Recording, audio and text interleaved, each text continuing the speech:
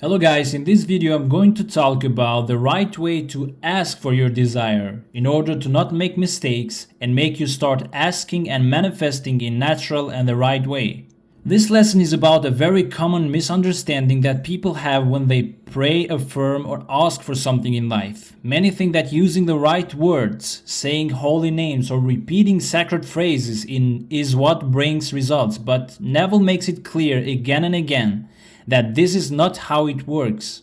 When the Bible says ask in His name, it's not talking about the sound of a word you say out loud. It's talking about the inner qualities of the thing that you want, the mindset, the emotions, and the self-image that matches it. What Neville says is that you can say God, Jesus 1,000 times, but if inside you still feel lacking, doubtful, or separate from what you want, nothing will ever change. Words alone do not convince your mind or your emotions. What changes your life is when you mentally and emotionally step into the reality of already having the thing that you're asking for. So to ask in the name means to live in your mind as if it's already yours, to feel and think like the person who already has it. And when you do that, your thoughts, your feelings and actions will line up and life will begin to reflect that inner change on the outside. I know that we grew up asking in names. I don't blame you. Majority of us did the same and now is a bit hard to change it. But with the right mindset, with the right practices, I hope everyone will reach that level. So let's go deeper into this. So His name is not a name that you pronounce with the lips. You can ask forever in the name of God or Jehovah or Christ Jesus and you will ask in vain. The name means nature, so when you ask in the nature of a thing, results will ever follow. So the name of God or name He refers to here is different. It's not just a sound or a word you say with your lips. The real name is not about speaking or pronouncing words. It's something deeper inside your mind and feelings. It's about a kind of feeling, a way of thinking, a mental attitude, something that you experience inside yourself, not something you just say out loud. So even if you say God or Jesus 100 times, that alone doesn't change anything unless something inside you also changes. The reason this is very important is because many people believe that if they say certain sacred names or prayers loudly and often, then everything they want will happen. Everyone did this, I did this too before. God please this, God please, but it was in vain because I didn't give the real reason or the real nature of the thing that I wanted to manifest. Neville says that this is a misunderstanding. The name cannot be captured by just saying a word with your lips. It's not about the sound or the word itself. Instead, the name is like the true meaning or the real essence that lives inside those words, something that you have to understand and feel inside your own mind and heart. It's the mental experience behind the word, the state of mind or the inner identity that the name represents. What I'm saying here is something very important about how asking, praying or requesting something really works in life. When people want something, they often say prayers or ask for help using special or holy names like God, Jesus Christ. These are names that many people believe have great power, and many think that if they just say these names while asking, their wishes will come true. But Neville says you can keep doing this, you can keep asking, praying or saying these holy names over and over and over again, day after day, month after month, or even your whole life. But if all you do is say the words without the deeper inner change, you will be asking in vain. This means that your asking will be useless or without results. Nothing will happen just because you say these names, no matter how long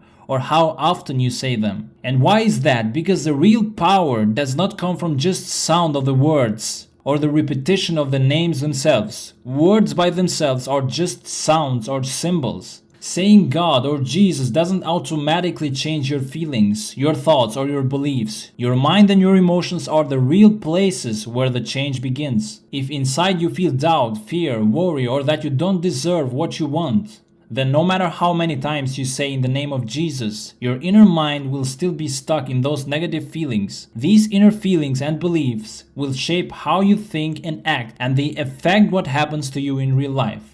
Don't get me wrong here, because for someone, if using the name of God helps you believe in your imaginal act, that's totally fine. That's actually good because it increases your belief. Imagine someone who wants to be calm but keeps saying I am calm while feeling nervous and scared inside. Just repeating the words doesn't make the nervous feelings go away. It's the same with asking in the name of God. Without a real change inside, in your feelings and beliefs, the words alone do not bring the change that you want. So if you want to truly get what you ask for, you have to do more than just say words. You have to feel it deeply inside, believe it strongly, and live in that feeling and belief as if what you want is already true. If you don't do that, if you just keep saying the names without changing your inner thoughts and emotions, then you are asking in vain. So the real change, the real way to ask works like this. So I encourage you to keep watching this video till the end to learn the real and the important way to ask in the nature of what you truly want.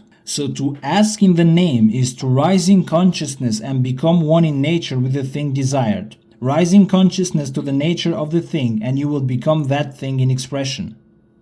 So what you have to do now is to become one in nature with the thing desired. When you ask in the name, you are not really sending a request to something outside of you. You are shifting your inner state of mind and feelings so that you match the thing that you want. So when you rise in consciousness, you mentally lift yourself above your current feelings of not having it, above your thoughts and above your old way of thinking. It's like stepping out of the mental and emotional place where you feel lack and stepping into the mental and emotional place where you feel as though you already have it. For example, if you want to be healthy, you stop focusing on being sick and you begin thinking, feeling and imagining like a person who is already healthy. You see, in those times when you are sick and you have a conversation with someone or you have some good thoughts, you suddenly start to feel better. So it's all energy. It really works. And you feel the energy, the strength and the freedom that comes with being healthy. You let that become your new inner reality. If you want wealth, it's the same way. You stop feeling poor or struggling in your thoughts and you start feeling the confidence, the comfort and security of someone who already has more than enough. That is why it's recommended to have friends and company with people that have good mindset or a rich mindset. It's a saying that if you have 5 rich friends, you will end up becoming the 6th one. So become one in nature with the thing desired and you will make your thoughts, emotions and inner identity match the same qualities as the thing that you want. So you stop seeing it as something far away from you. You start seeing it as part of who you are right now. You identify with it emotionally and mentally until it doesn't feel separate from you anymore. So when you are raising in consciousness, you are raising your thoughts, your feelings and awareness to match exactly how the thing that you want truly is inside itself. You must become and match the nature of the thing desired. So the nature of a thing means the true way that thing exists, its qualities, its character and how it feels from the inside. So to rise in consciousness to the nature of the thing desired means you move your mind and emotions from where they are right now, maybe confused, doubtful or lacking. You move them up to a higher level where you think and feel just like that thing would think and feel if it were real and fully present. If you want peace of mind, you stop feeling anxious or restless and instead you focus your thoughts and emotions on calmness, security and quiet confidence. So you bring your whole awareness into that calm, peaceful state, even if your current circumstances do not show it yet. And you will become that thing in expression. So once your mind and emotions have reached that higher state, your outside life will start to show it naturally. It will be expressed how you act, what you do, the way you speak, and how your life looks on the surface. When your inner world, your consciousness is aligned with the thing that you want, your behaviors, your choices and reactions will change too. You will begin to act like the kind of person who already has what you desire, even if before you didn't. So if you have risen in consciousness to the nature of success, you will start behaving in ways successful people do.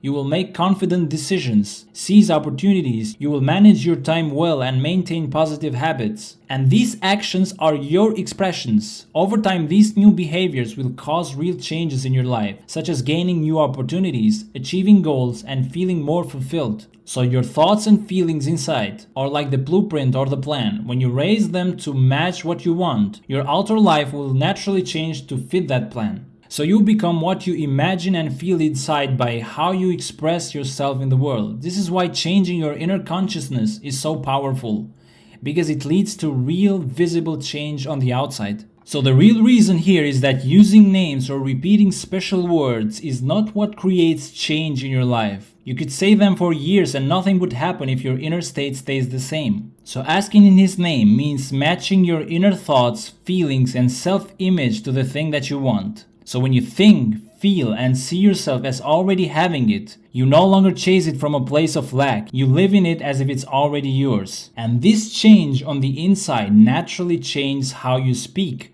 how you act, the decisions that you make, and the way life responds to you. And people, events, and opportunities will begin to line up with the state that you already accepted within yourself. That's why Neville says results will always follow when you ask in the nature of the things. Because you are no longer just speaking words, you are embodying the reality that you desire. And once you become it inside, the outside has no choice but to reflect it.